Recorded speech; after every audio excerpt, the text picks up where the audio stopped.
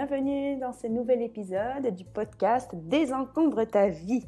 Aujourd'hui, un sujet qui m'est inspiré par un livre que j'ai lu récemment, dont j'en avais entendu parler depuis longtemps, c'est Les 5 regrets des personnes en fin de vie.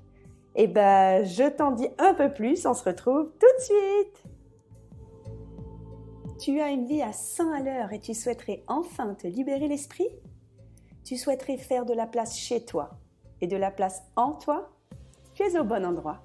Dans ce podcast, nous allons cheminer ensemble pour désencombrer nos vies. Je vais t'aider à diminuer ta charge mentale et à être aligné avec tes valeurs. Je partagerai également mes conseils pour réduire tes possessions, gérer tes finances, organiser ton temps et tes relations. Ensemble, incarnons l'idée que cette course folle au toujours plus ne peut plus durer.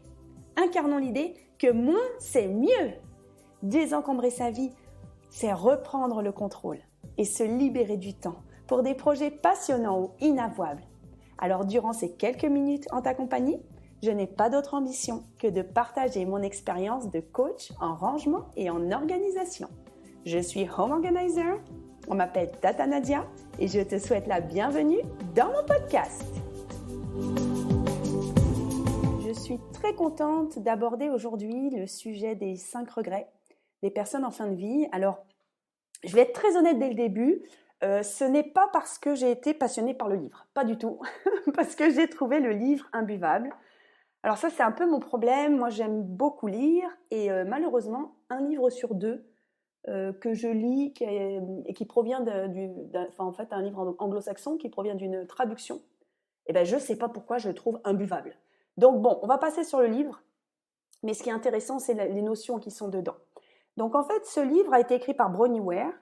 C'est une Australienne qui a trouvé des petits boulots. Dans sa vie, elle avait eu des impasses, je dirais, de vie où elle n'avait pas de boulot. Et au départ, vraiment de manière fortuite, quelqu'un lui a proposé de se faire garde-malade, c'est-à-dire de garder quelqu'un qui était malade et qui était en fin de vie. Et au fur et à mesure, elle a accompagné des dizaines de personnes pendant les derniers mois de leur vie. Elle les a accompagnés jusqu'à la mort pour s'occuper d'eux, pour la toilette, pour leur faire la lecture, pour avoir une compagnie. Elle était dame de compagnie de personnes en fin de vie. Alors que dans le livre, ils disent infirmière en soins palliatifs. C'est pas du tout ça. Bon, bref, elle a accompagné des gens en fin de vie. Et ce qui est intéressant dans son témoignage, au-delà du fait que le témoignage est un peu mal écrit, mais bon, je ne le redirai plus. En fait, ce qui est intéressant, c'est qu'elle a retrouvé beaucoup de choses en commun chez ces personnes en fin de vie. Alors, effectivement, on peut dire que les personnes qu'elle a accompagnées ont été obligatoirement dans des catégories socio-professionnelles supérieures parce que ce sont forcément des familles qui ont de l'argent. Pour payer quelqu'un 24 heures sur 24, voire même 2 personnes en roulement, pour s'occuper d'une personne âgée qui reste dans sa maison, etc. Ça veut dire que c'était des milieux sociaux aisés. Mais il n'empêche qu'elle a trouvé des points communs chez ces gens, des points communs de regrets qu'ils ont eus sur leur vie. Et c'est de ça dont je voudrais parler. Parce qu'en fait, moi, je trouve très intéressant de se poser la question de qu'est-ce que je veux laisser après ma mort ? Quelle image vais-je laisser de moi après ma mort ? Donc moi, je suis encore jeune, j'ai 42 ans. Mais quand j'ai désencombré ma maison, en fait, je me suis rendu compte que les possessions que j'ai, les choses que j'ai, donc bien sûr les choses que je possède, mais également mon compte en banque, également les choses que j'ai faites dans ma vie, toutes ces choses-là, elles me définissent. Alors bien sûr aux yeux des gens, mais aux yeux des gens, les gens ne savent pas vraiment ce qui bout dans ma marmite, les gens extérieurs. Mais si je venais à mourir demain, je m'étais tout de suite dit, ma famille, qu'est-ce qui se passe quand on meurt ? La famille, elle vient chez nous et elle doit trier nos affaires, elle doit vider notre appartement, vider notre maison.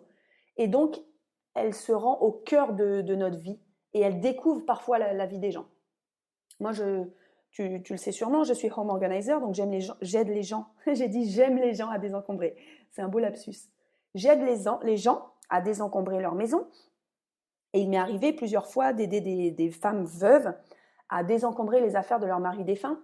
Et en fait, des fois, il y a des surprises qui ne sont pas des bonnes surprises, qui peuvent être des mauvaises surprises. Okay ? Moi, j'ai une amie home organizer qui m'a raconté qu'elle avait découvert les lettres des maîtresses, etc., du mari. Bon, pas terrible.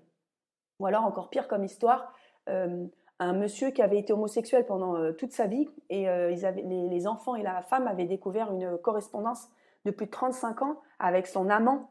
Bon, bah, laisser ça derrière soi, ou c'est parce qu'on avait envie de le laisser, ou parce qu'on n'a pas eu le courage de s'en débarrasser. Voilà pourquoi j'en parle, parce que de notre vivant, on peut prendre les décisions qui font que le jour sur notre lit de mort, si on a la chance, entre guillemets, de se voir mourir, sur notre lit de mort, il faudrait qu'on ait le moins de regrets possible. Il faudrait qu'on se dise, bah, j'ai eu une vie, j'ai accompli ce que j'avais envie, du moins j'ai fait ce que j'ai pu, 4e accord Toltec, toujours faire de son mieux, ni plus ni moins, mais ne pas avoir de regrets. Donc voilà les regrets que Bronnie Ware, l'auteur, a récoltés, donc les 5 principaux. Le premier regret qu'on retrouve chez les personnes en fin de vie, c'est « j'aurais préféré vivre ma vie et pas celle des autres ». Alors ça, pour moi, c'est hyper puissant. C'est-à-dire, vivre la vie que je voulais vraiment, j'aurais voulu être fidèle à moi-même, à mes choix, à mes besoins, et pas à l'image que les autres attendaient de moi. Donc ça veut dire quoi ? Le courage de vivre ma vie. En fait, parfois, on n'a pas le courage de vivre sa vie quand on a des injonctions de sa famille, des injonctions de la société, ou des injonctions qu'on s'est mis soi-même suite à des références ou des accords qu'on a passés avec nous-mêmes dans notre enfance. J'en profite pour dire que j'ai fait un podcast sur les 4 accords Toltec, qui est très important et qui est en résonance avec cet épisode aujourd'hui. Donc les 4 accords Toltec, je crois que c'est l'épisode numéro 2. Il faut que tu l'écoutes à tout prix si ce sujet t'intéresse. Donc en fait, quand on ne vit pas la vie qu'on aurait aimée, ça veut dire que on ne s'est pas assez écouté et on a préféré répondre à des injonctions. Alors parfois, les injonctions, elles sont très subtiles, c'est-à-dire que parfois, on ne se rend pas forcément compte de ça. Je vais donner un exemple très concret. Il y a des familles où tout le monde est avocat, ou alors où tout le monde est médecin. Alors bien sûr, on connaît tous quelqu'un qui va dire « Moi, j'ai été médecin parce que mon père, mon grand-père, mes oncles étaient médecins, mais en vrai, je voulais être peintre. » Bon, ça c'est très clair. La personne voulait faire de la peinture, être artiste peintre par exemple, et ses parents lui ont dit « Non, tu feras jamais une école d'art parce que tu seras médecin. » Et la personne a embrassé cette carrière, elle a été médecin, et peut-être qu'elle a été malheureuse toute sa vie. Ou alors, peut-être que cette personne s'en est accommodée et se dit « Bon, ben voilà, j'aurais voulu être artiste peintre, je ne l'ai pas fait, ok. » Mais parfois, c'est plus subtil parce que parfois, on s'en rend compte beaucoup plus tard. Alors moi, je connais beaucoup de gens, c'est très, très courant maintenant sur la génération des trentenaires, même sur les quarantenaires. Alors il y a la génération Y, la génération Z, des gens qui commencent une carrière. On a fait des études, on commence une carrière, on se dit qu'il faut être cadre, il faut être bien payé, etc. Et puis à un moment, on se dit mince, mais c'est pas du tout ça, ça résonne pas, ça n'a aucun sens. Moi, c'est mon cas. Hein. Moi, j'ai fait déjà 1000 métiers différents dans ma vie. En 20 ans, ça fait presque 20 ans maintenant que je travaille, j'ai eu beaucoup de métiers différents parce que j'ai fonctionné à chaque fois à la passion et à ce qui ne me plaisait plus dans ce que j'exécutais. Mais il y a beaucoup de gens qui n'ont pas ce courage-là. Donc en fait, de se dire, est-ce que je peux avoir le courage de changer ? Est-ce que je ne vais pas regretter si je ne change pas ? Mais il y a autre chose, c'est le regard des autres. Je connais beaucoup de gens qui disent, oui, mais mes parents, par exemple, j'ai une amie qui est institutrice, professeure des écoles, elle rêverait de faire autre chose, et elle dit toujours, ah bah oui, mais pour mes parents, c'est une fonction, c'est un sacerdoce, ils sont aussi dans l'enseignement, je peux pas quitter l'éducation nationale, ils comprendraient pas. Donc voilà, cette personne, elle reste à l'éducation nationale parce qu'elle a peur de l'image, en fait, de l'image qu'elle pourrait renvoyer à ses parents. Elle a peur de provoquer de la déception. Moi, si ça peut rassurer quelqu'un, je vais vous expliquer une petite partie de mon parcours de vie. En 2011, j'étais cadre dans l'industrie, cadre commercial, je gagnais très bien ma vie, je gagnais à peu près 3 500 € par mois. Quand c'était mensualisé, j'avais je vivais dans un appartement de mes parents, donc j'avais pas de loyer. Je vivais à Paris, donc j'avais un pouvoir d'achat qui était quand même très élevé. Je m'éclatais, je sortais tout le temps, j'avais une bande de potes géniale. Et en fait, un jour, je me suis dit, non mais Nadia, en fait, ce que tu fais, c'est pas bon. C'est-à-dire que je bossais tard, j'adorais mes collègues, j'adorais ce que je faisais. Mais je travaillais beaucoup et un jour, je me suis dit, mais il n'y a pas vraiment de sens à ce que je fais. Et sur un peu un coup de tête, je prenais des cours de théâtre à l'époque, je me suis dit, tiens, je vais prendre 1 an de congé sabbatique pour faire du théâtre. Et en fait, j'ai la chance d'avoir du caractère peut-être ou de la confiance en moi, je ne sais pas. Je ne me suis pas dit, mon Dieu, qu'est-ce que vont dire mes parents ? Je ne me suis pas dit, mon Dieu, qu'est-ce que vont dire les autres gens ? Je me suis juste dit, je prends un congé sabbatique, ça correspond à mes besoins du moment, c'est ce que j'ai envie de faire et surtout, j'avais les moyens de me le payer. Pourquoi je dis ça? Parce qu'en fait, quand j'ai pris ce congé sabbatique, je me suis dit, ouais, il y a 2-3 personnes qui vont me dire, t'es complètement folle. Je me suis dit, il y a peut-être même 5, 6, 7 personnes qui vont me dire, t'es complètement folle, prendre des cours de théâtre, tu sais pas où tu t'emmènes, tu sais pas si tu vas revenir au boulot, etc. Et en fait, l'accueil que j'ai eu de cette décision, mais cet accueil, il a été immense. C'est-à-dire que tous les gens, non seulement ils m'ont dit que c'est super, mais beaucoup m'ont dit, bravo Nadia, t'as de la chance, je n'oserais pas faire ça, et pourtant j'aimerais. Et là, ça m'a mis une claque, parce que j'avais quel âge à cette époque-là? J'avais 31 ans. Pour moi, c'était simple. Tous les gens avec qui je bosse, tous mes amis autour de moi, ils avaient de l'argent. Ils avaient largement une année de salaire d'avance. Ils pouvaient largement se payer, je sais pas moi, 1 an pour faire le tour du monde, 1 an pour réfléchir à un autre métier, 1 an pour regarder la télé, rester sur leur canapé. J'en sais rien. D'autant qu'un congé sabbatique, si je me rappelle, c'est 11 mois, c'est pas 12 mois. Et en fait, ils m'ont tous dit, waouh, tu oses faire ce que j'oserais jamais. Et moi, je leur disais, bah, fais-le. Mais c'est quoi le problème? Fais-le. Et bon, inutile de vous dire que personne ne l'a fait. Mais donc, c'est pour dire que qu'est-ce qui t'empêche, toi qui m'écoutes, si tu as un super projet, qu'est-ce qui t'empêche de vivre la vie que tu veux vraiment? Si c'était le regard des autres, ben, il faut que tu travailles là-dessus. Si c'est problème financier, ben, tu commences maintenant à mettre de l'argent de côté, à voir comment tu peux réduire ton train de vie. Si c'est autre chose, si c'est des freins que tu as envers toi-même, parce que les plus gros freins qu'on a en général, ce sont nous qui nous les imposons. Et il faut travailler dessus. Moi, j'ai travaillé des années sur justement l'image que je renvoyais et l'image que je me renvoyais à moi-même. Et finalement, je me suis affranchie de ça rapidement. Je n'ai rien à prouver dans le milieu professionnel, je n'ai rien à prouver dans un secteur salarié, je n'ai rien à prouver pour ma propre entreprise. En tout cas, la seule personne que je dois rendre fière, c'est moi-même. Et aujourd'hui, je suis fière de ce que je fais. Du moment que je fais ce que je peux et que je fais de mon mieux, je trouve que je peux être fière. Et j'ai aussi la chance, clairement, d'avoir des parents qui m'ont toujours soutenue, même s'ils ne m'ont pas toujours comprise. En tout cas, ils n'ont pas forcément toujours compris mes choix, mais ils m'ont toujours soutenue dans mes choix. Je ris parce que je sais pas, ils m'ont jamais même dit que j'étais farfelue, mais moi, j'ai un papa qui a une très brillante carrière. Il est entrepreneur et mon père, c'est un musicien. Mon père, c'est un joueur de luth. Il a toujours eu des groupes avec lesquels il a joué les Marocains, mon papa. Il habite au Maroc. Donc, il monte des grands groupes de luth, de musique marocaine avec des percussions, des violons.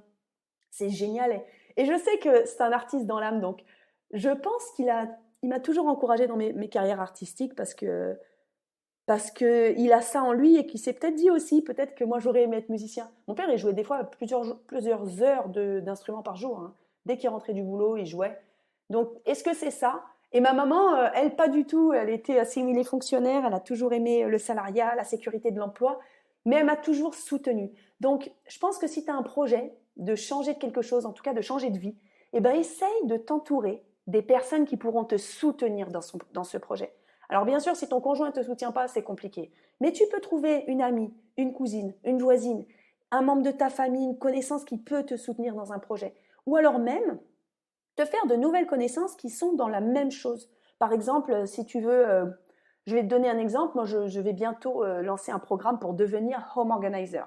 C'est une grosse demande que j'ai, donc ça a fait du chemin en moi et je suis très très contente de bosser en ce moment sur ce projet. Donc si toi tu te dis, ben moi j'aimerais me former au home organizing, peut-être pour y travailler à mes heures perdues, 1 jour par mois par exemple, ça serait génial. Mais personne dans mon entourage ne va me soutenir, etc. Eh ben c'est pas grave, dis-toi que tu vas faire un programme de formation par exemple en ligne avec un groupe de femmes et tu vas être soutenu par ce groupe de femmes. Vous allez vous entraider entre vous et tu ne vas pas rester seul. C'est ça qui est important. Avoir un nouveau projet, ne pas rester seul dedans et trouver des gens qui sont dans la même veine, qui sont dans le même mouvement. Voilà. Bon, alors on va passer au deuxième, sinon je vais faire un podcast de 2 heures. On va passer au deuxième regret, trouvé par Bronnie Ware. Donc c'est « J'aurais aimé avoir travaillé moins dur ». Oh, qu'est-ce que c'est puissant. J'aurais aimé avoir travaillé moins dur. Donc elle dit que c'est essentiellement les hommes qui disent ça. Donc avoir travaillé moins dur, il faut entendre en sous-texte « J'aurais aimé moins travailler moins d'heures ». Moi, je comprends énormément. Je vais encore faire un parallèle avec ma vie. Quand j'étais jeune et que j'étais sans enfant, j'ai toujours beaucoup travaillé. J'ai une valeur travail dans ma famille. Donc, mon père, mes frères, tout le monde est entrepreneur. J'ai la valeur de l'entrepreneuriat et j'ai la valeur du travail. Et j'avais une valeur du travail qui était « il faut donner énormément pour recevoir ». Cette valeur-là, aujourd'hui, je m'en suis un peu affranchie. Et surtout, comment dire, je trouve que travailler énormément, c'est pas si valorisant que ça. Moi, je ne trouve plus aujourd'hui de satisfaction, ni même de valorisation pour moi-même, dans travailler énormément d'heures. Donc, il y a deux axes là-dedans. Il y a la première chose, moi, ma valeur principale, c'est mes enfants. Ok, j'ai identifié que ma valeur principale, c'est la famille. Donc, je veux voir mes enfants. Je veux m'occuper de mes enfants. Donc, à partir du moment où je me suis dit, ma valeur principale, mon besoin principal, c'est de voir mes enfants, je ne peux plus faire des métiers où je commence à 7h du matin, 8h du matin, où je finis à 20h, où je travaille jusqu'à minuit, jusqu'à 1h. Ou alors, si je fais ça, je dois réorganiser ma vie. Et c'est ce que j'ai fait. J'ai réorganisé ma vie, mon métier, mon boulot, en fonction de ce besoin, en fonction du fait que je ne veux pas, sur mon lit de mort, me dire ah, c'est marrant, ça me fait monter énormément d'émotions. Ouais, j'ai bien identifié quand même ma valeur, c'est déjà bien. Je ne veux pas sur mon lit de mort me dire j'ai trop travaillé, j'ai pas profité de mes enfants. Voilà, je sais que c'est ma valeur. Donc je t'encourage, toi, dans cette chose, j'aurais aimé avoir travaillé moins dur, te dire pourquoi, qu'est-ce qui aurait du sens pour toi de travailler moins. Moi, il y a profiter de mes enfants, il y a profiter de la vie. Et il y a autre chose, c'est qu'en réalité, je suis une bosseuse, je travaille quand même. Mais en fait, dans ce que je fais, j'ai apporté du sens. C'est-à-dire qu'à partir du moment où je travaille, quand je fais quelque chose, j'aime que ça ait du sens et que ça m'apporte de la joie. Ce que je suis en train de faire aujourd'hui, j'enregistre un podcast. En fait, c'est pour mon activité. En réalité, c'est du travail, puisque je fais ça pour mon audience, je fais ça pour toi qui m'écoutes, pour diffuser ma parole, de désencombrer sa vie, pour diffuser ma parole que c'est extraordinaire de se recentrer sur soi, de savoir où on veut aller. Donc, c'est quand même du travail, mais pour moi, c'est une passion. Je m'éclate, je m'amuse. Donc, est-ce que j'aurais l'impression d'avoir travaillé? Est-ce que sur mon lit de mort, je me dirais « Oh, bah Nadia, tes vidéos YouTube, l'accompagnement des personnes que tu fais sur leur chemin de désencombrement de vie, sur l'organisation de vie, bah en fait, c'était pas du travail, c'était de la joie. » Donc, je pense que je me suis affranchie de ce truc-là, je l'espère. Et je travaille vraiment pour ne pas avoir ce regret. J'aurais aimé avoir travaillé moins dur. Donc, si c'est quelque chose qui te parle, si c'est quelque chose qui t'appelle, essaye de voir qu'est-ce que tu pourrais réorganiser dans ta vie. Moi, je dis souvent à des mamans, c'est marrant parce que j'ai quasiment toutes les mamans que je connais, qui sont les mamans de l'école de mes enfants. La plupart, elles ne travaillent pas le mercredi, donc elles sont à 80%. Ok, elles ne travaillent pas le mercredi. Et donc, elles gardent leurs enfants. Donc, dans l'école de mes enfants, ils sont en école privée, elles ont quasiment toutes 3 enfants. Ok. Des fois, il y en a qui ont des petits-enfants. Donc, je te laisse imaginer, toi qui m'écoutes, je ne sais pas si tu es mère de famille ou pas, mais passer une journée complète à garder 3 enfants un mercredi et en plus tu dis que tu n'es pas payé pour ça, pour moi, ça s'appelle un calvaire. J'adore mes enfants, mais moi, le mercredi, ils sont au centre de loisirs et je travaille pour moi. C'est-à-dire que le mercredi, c'est ma journée. Le mercredi, je vais marcher, je fais du yoga, j'enregistre mes vidéos YouTube, j'enregistre mes podcasts, je fais du boulot que j'aime. C'est ma journée. Et je trouve qu'on a le droit, en tant que mère de famille, en tant que femme, en tant que maman, en tant que belle-mère, parce que spéciale dédicace à toutes les belles-mères de France, on n'en parle jamais. Les belles-mères, vous avez le droit de souffler. Quand je dis belle-mère, c'est celles qui élèvent leurs beaux enfants. Vous avez le droit de souffler et on a le droit de prendre du temps pour soi. Donc, travailler moins dur, ok, peut-être travailler à 80% mais prendre une journée pour soi. Ça ne serait pas le rêve que toutes les femmes en prennent, même les hommes si vous en avez envie, une journée pour soi dans la semaine. Moi, je rêve de passer à 2. Voilà, quand je pourrais, je travaillerai que 3 jours par semaine. Et il y a une journée où je ferai rien. Alors, en vrai, je travaille sur ce projet, mais je crois que je n'y arriverai pas. Parce que si je suis très honnête avec moi-même, et je le suis, je crois que j'ai un petit tempérament hyperactif. Bon, c'est une petite révélation dans ce podcast. Peut-être que ça sera une révélation pour personne à part pour moi. J'en sais rien. Si tu me connais, que tu me suis depuis un moment, tu vas peut-être te dire que tu avais déjà décelé ça chez moi. Je sais pas, pourtant, moi, j'ai l'impression que j'aime bien rien faire. Mais je sais pas vraiment quand est-ce que ça m'arrive. Bon, en tout cas, j'y aspire. C'est déjà pas mal. Donc, j'aspire à travailler encore moins que ce que je travaille. Moi, je trouve que, franchement, en 25 heures par semaine, je peux largement faire tout ce que j'ai à faire comme boulot. Donc, 5 heures par jour sur 5 jours, je peux faire ce que j'ai à faire. Par contre, j'ai un avantage, c'est que moi, je travaille tous les soirs. Quand mes enfants sont couchés, je me mets à bosser 1 ou 2 heures. Et c'est du boulot passion. Enfin, hier soir, j'ai fait de la compta. Mais à part ma soirée de compta, même la compta, c'est de la passion, en fait. parce que je me dis, ouais, voilà où j'en suis dans mon entreprise, voilà ce qu'il faut que je fasse, etc. Et j'aimerais bien un jour compter les millions, mais c'est pas le cas, hein, j'en suis très très loin. Mais en tout cas, je fais les choses petitement et ça me convient. Ça me convient, voilà. Donc je pense que j'ai réussi à diminuer ma charge de travail. J'espère que tu vas réussir si c'est ton souhait. Donc ensuite, le troisième regret des personnes en fin de vie, c'est j'aurais aimé avoir eu le courage d'exprimer mes sentiments. Ah, qu'est-ce que t'en penses? J'aurais aimé avoir eu le courage d'exprimer mes sentiments. Alors moi, ce que ça fait résonner en moi tout de suite, c'est le premier accord Toltec. Encore une fois, écoute le podcast si tu ne l'as pas écouté, je ne vais pas aller dans le détail, mais le premier accord Toltec, c'est « aie toujours une parole impeccable ». Avoir une parole impeccable, c'est s'exprimer de manière impeccable envers les autres, mais envers soi. Donc petit bémol, c'est pas tout dire. Attention, avoir une parole impeccable, ce n'est pas tout dire n'importe comment. Hein, les gens qui disent « Oh, moi je suis nature, je dis tout, ça passe pas, c'est pas grave ». Non, c'est pas ça une parole impeccable. Hein. Donc faut revenir au podcast sur les 4 accords Toltec. Mais avoir une parole impeccable, c'est se respecter soi dans ses paroles et dans ses actes. C'est-à-dire, si tu me fais une proposition que je n'ai pas envie, il faut que je me respecte en te disant non. Ok ? Tout comme je me respecte en te disant oui si j'ai envie de quelque chose. Donc pour moi, exprimer ses sentiments, c'est à la fois exprimer sa parole impeccable et exprimer ses sentiments, dire ses émotions. En fait, quand elle dit ses sentiments, moi je le prends beaucoup plus comme mes émotions. Dire si ça va, dire si ça ne va pas. Moi, j'ai une facilité, par exemple, à dire aux gens « Oh, t'es super belle aujourd'hui », à faire des compliments. Et les gens, souvent, ils sont hyper étonnés. Mais moi, je trouve que c'est facile. Il faudrait qu'on se force un petit peu plus à dire ses sentiments. Alors bien sûr, si une maman, elle a la tronche tordue, elle a l'air fatiguée et tout, je vais pas lui dire « Oh là là, t'as une sale gueule ». Avoir une parole impeccable, c'est lui dire « Ça va ? Est-ce que t'es un petit peu fatiguée en ce moment ? Tu veux qu'on en parle ?» Voilà, ça c'est une parole impeccable. Je vais pas lui dire « Ah, t'as une tête d'enterrement, t'as enterré quelqu'un » parce que ça fait de la peine. C'est pas ça une parole impeccable. Donc, exprimer ses sentiments, je trouve que c'est vraiment, vraiment, vraiment quelque chose d'intéressant. Mais ça prend peut-être des années à se mettre en place. En tout cas, si ça résonne en toi, essaye de voir qu'est-ce qui résonne en toi, quelles sont des situations concrètes que tu as vécues récemment où tu te dis « Purée, je ne me suis pas exprimée comme j'aurais dû le faire si je me respecte ».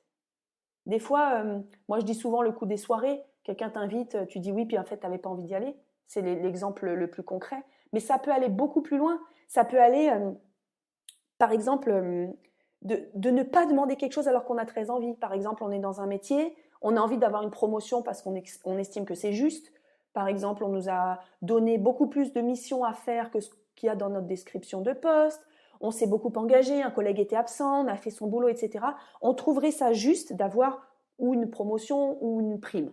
Et bien en fait, exprimer ses sentiments, c'est oser aller dire à son supérieur, écoute, voilà, j'ai travaillé plus que d'habitude, j'ai remplacé cette personne qui était en arrêt maladie, j'ai fait des missions qui étaient au-delà de ce que je dois faire, j'aimerais bien que tu me récompenses, j'aimerais avoir une prime, j'aimerais avoir ceci. Et ça, c'est se respecter soi et respecter ses sentiments et ses émotions, parce que si on ne le fait pas, on va ruminer, ouais, c'est pas juste, ils m'ont pas reconnu, ils se foutent de ma gueule, je fais tout et je suis pas payée. Mais en réalité, si tu t'exprimes pas, il va rien se passer.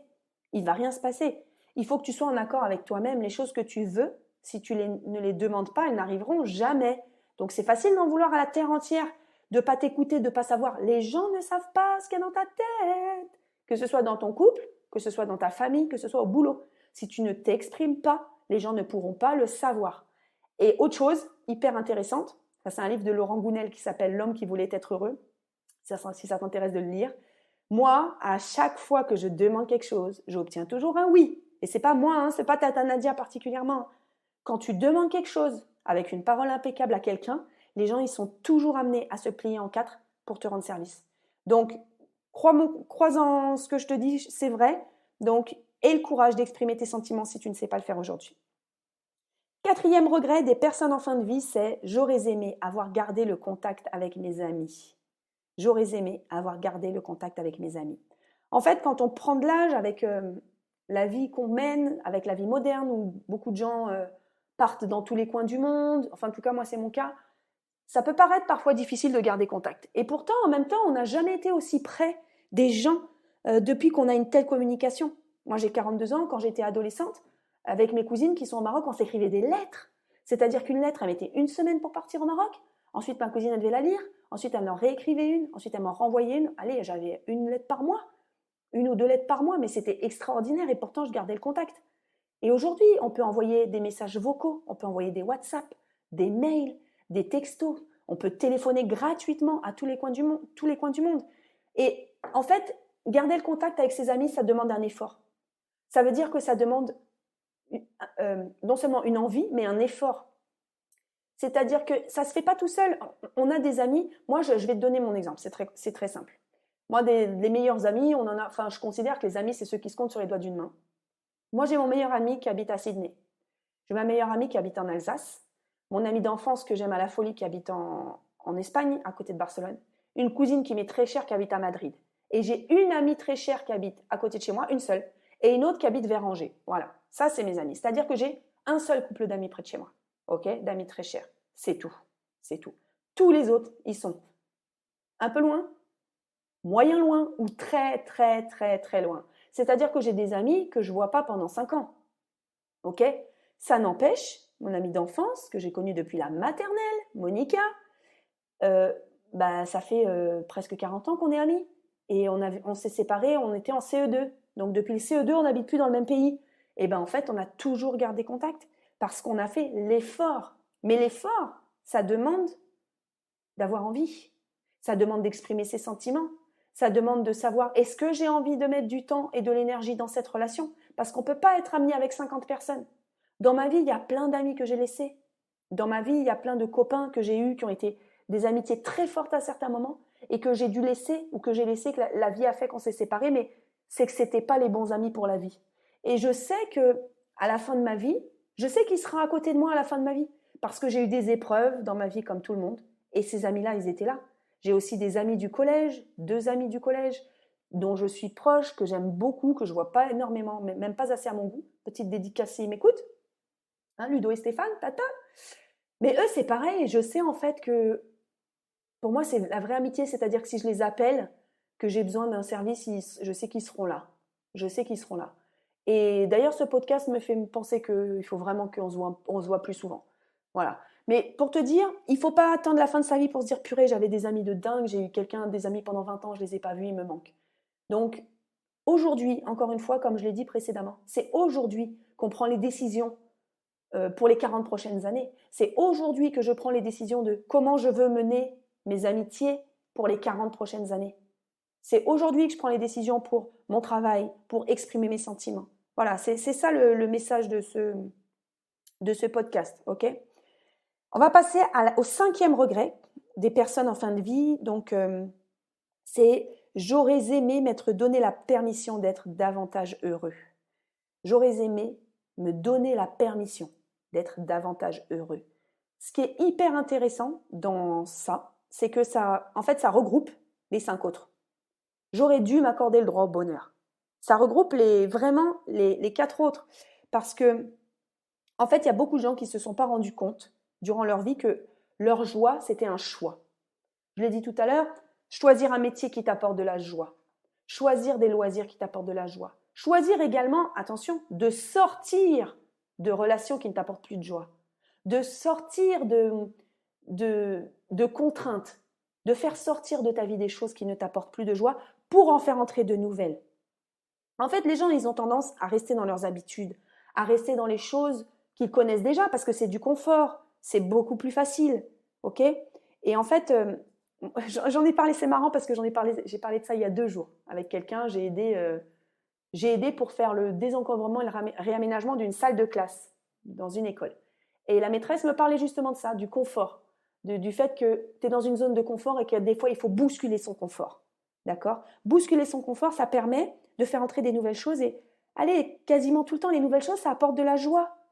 Ça apporte de la joie et c'est cette peur du changement qui peut nous freiner, nous faire rester dans nos comportements, dans nos habitudes.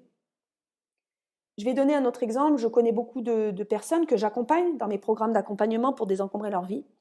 J'ai beaucoup de femmes qui ont des boulots qui sont bien, c'est-à-dire qu'elles sont bien payées, c'est confortable. Si les enfants sont malades, elles peuvent partir facilement, on ne les embête pas. Elles connaissent leurs collègues, elles ont un environnement de travail agréable. Par contre, souvent, elles me disent « Ouais, mais en fait, je vais être très crue, hein. Je me fais chier. » Voilà, les nanas me disent « J'apprends plus rien. J'ai fait le tour de la question. » Il n'y a pas particulièrement quelqu'un qui les embête, mais elles tournent en rond, mais comme elles sont mères de famille, elles peuvent pas trop faire autrement, parce que c'est compliqué, parce que c'est difficile. Ok, moi je l'entends, je suis moi-même mère de famille, je suis maman solo, j'arrive pas tout, c'est pas toujours facile de remplir le frigo à la fin du mois quand on est seul. Donc je comprends que quand on a une facilité comme ça, de se dire ouais c'est peinard, j'ai la paye qui tombe le 28 du mois, j'ai une maman qui m'a dit ça cette semaine. Moi le 27 du mois j'ai ma paye qui tombe, je suis bien payée, pourquoi je bougerais? Même si je voudrais faire ci, je voudrais faire ci, je voudrais faire ça. C'est une maman qui voudrait faire comme moi, devenir home organizer, aider les femmes à désencombrer leur maison, etc. Et en fait, moi, c'est sûr que je la comprends, je ne peux pas dire autre chose. Mais la question à se poser, c'est qu'est-ce qu'elle va se dire dans 40 ans? Dans 40 ans, est-ce qu'elle va se dire j'ai accompli ma vie professionnellement, j'ai été très heureuse, je me suis éclatée, j'ai aidé des gens? Ou est-ce qu'elle va se dire purée, j'ai merdé? J'aurais pu peut-être faire 2 jours par semaine, peut-être un week-end par mois, un samedi, un dimanche, et j'aide les gens. Parce qu'elle, ce qu'elle aime, c'est aider les gens. Et je comprends parce que moi, j'adore ça. J'adore accompagner les femmes, j'adore partager les choses pour aider les gens. Et peut-être que si elle ne le fait pas, elle va se dire mince, je suis passée à côté de quelque chose. J'aurais aimé faire ci, j'aurais aimé faire ça. Ou alors elle se projette à se dire je le ferai à la retraite, mais on ne sait pas comment on va être quand on sera à la retraite, dans quel état de santé, dans quel état moral. Donc voilà, j'aurais dû m'accorder le droit au bonheur, c'est qu'est-ce qui me fait vibrer? Quel est le choix que je pourrais prendre aujourd'hui pour avoir plus de joie et plus de bonheur dans ma vie? Le bonheur, c'est simple, hein. Le bonheur, c'est très simple. À 90%, ça dépend que de nous. Le bonheur, c'est simple. Qu'est-ce qui me fait vibrer?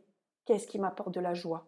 Et ça, je vais reprendre les 5 regrets. En réalité, on peut se le dire dans les 5 regrets. C'est-à-dire que le premier, c'est j'aurais préféré vivre ma vie, pas celle des autres. Qu'est-ce qui m'apporte de la joie? Qu'est-ce qui me fait vibrer moi et pas les autres? Le deuxième, c'est j'aurais dû travailler moins. Qu'est-ce qui me plairait? Qu'est-ce que j'aimerais mettre à côté de mon travail? Dans quoi j'aimerais passer mon temps à côté de mon travail? Mes enfants, un loisir, aider les autres. Le troisième regret, c'est j'aurais dû assumer mes sentiments. Qu'est-ce que j'aurais dû dire? Comment j'aurais dû m'exprimer? Peut-être que j'aurais dû aller au conflit à ce moment-là. Est-ce que j'ai pas eu une existence médiocre parce que j'ai pas osé dire non, j'ai pas osé m'affirmer. J'aurais dû assumer mes sentiments. Qu'est-ce qui aurait été mis plus de joie dans ma vie si j'avais assumé de dire ce que je ressens?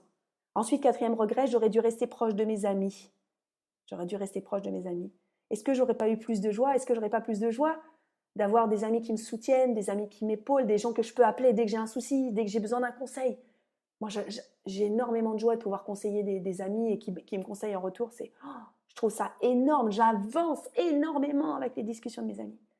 Cinquième regret, j'aurais dû m'accorder le droit au bonheur. Qu'est-ce que je peux faire pour sortir de mon confort? Est-ce qu'il y a quelque chose qui m'appelle? Est-ce qu'il y a quelque chose qui me fait vibrer? Voilà. Donc, j'espère que ça t'a plu. J'espère que ce sujet t'a plu. Moi, ça m'a passionnée. Je suis vraiment très, très, très appelée par ce sujet. Quelle image vais-je laisser de moi après ma mort? Donc, il y a 2 sujets là-dedans. Il y a moi. Quelle image je vais renvoyer pour moi-même? Sur mon lit de mort, qu'est-ce que je vais me dire? Est-ce que j'aurais accompli tout ce que j'ai envie dans ma vie? Qu'est-ce que je peux faire aujourd'hui pour n'avoir aucun regret? Et aussi, quelle est l'image que je vais laisser pour les autres? Est-ce que j'ai envie de laisser une image de quelqu'un de renfermé, aigri et qui a eu une vie médiocre? Ou est-ce que j'ai envie de laisser l'image de quelqu'un qui a eu une vie peut-être simple, mais joyeuse? Parce que la joie, c'est très simple, hein. Il y a des gens très très simples qui sont très joyeux et qui renvoient de la joie. Donc, je t'encourage, peut-être que ce podcast va te faire te poser ces questions-là. Je le souhaite vraiment.